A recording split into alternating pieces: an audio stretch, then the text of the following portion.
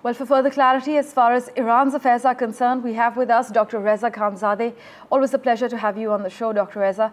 There are still comprehensive sanctions on Iran, as we are aware, but the Biden administration, as many have pointed out, has tended to look the other way at Iran's oil sales. Are officials in Iran now worried about Trump's return and perhaps the prospect of tougher sanctions enforcement? You believe something will change in the US-Iran relationship? Thanks for having me. Yes, I do believe there is a high potential for there to be a change in the U.S. and Iran relationship for a whole host of reasons. The one most important that I think hasn't been talked too much on the news circuit is the age of Supreme Leader Ali Khamenei. He will be 86 years old when Trump is in his first year as president, and 4 years into Trump's presidency, Khamenei will reach 90 years old if he makes it to 90. And there's been, quiet whispers and rumors that Khamenei does have a terminal illness, so he may not even live past Trump's full 4 years as president.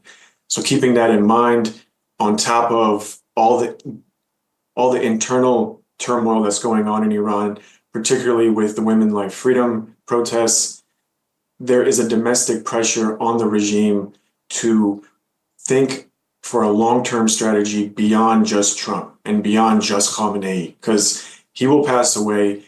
They need to find some type of off-ramp with these conflicts to where their own existence, the regime's own existence, can sustain beyond Khamenei's passing.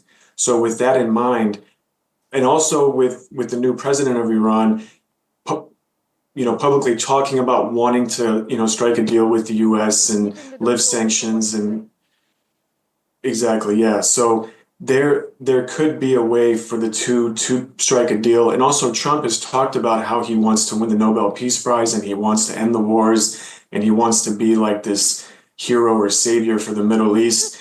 And although local papers in Iran, though, today, the newspaper Hamshari actually put an artist's rendering of Trump in an orange prison jumpsuit and the handcuffs under the headline, "Return of the Murderer," while in fact a hardline local publication said it was back to the crime scene. Dr. Reza, is there then any reason to be hopeful with Trump back in the White House for Iran?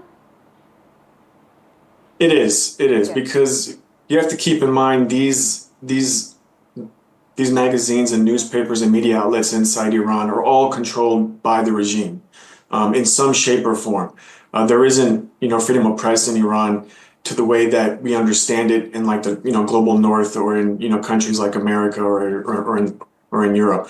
So when we see these types of ads and these types of articles, we should consider it with, with some type of, understanding that this is more, appeasing to the people within the regime, but then also the citizens within Iran to try to continue that narrative that, U.S. is the enemy and we can't trust them and, there's no way we can strike a deal. It's kind of the same way that Trump, speaks a loud game, but then when push comes to shove, he is pragmatic and he is able to find a way to make a deal. Because if we think back during his first term, although he did assassinate, Qasem Soleimani, he had multiple attempts to actually strike militarily on Iran's nuclear sites and also their military sites, but he didn't because he understood that there's a calculation in that. And although he seems erratic, President Trump, although he may seem erratic and he may seem unpredictable, I feel that's a part of his strategy to try to keep his enemies, in this case Iran, on their toes and not understanding what his next move may be.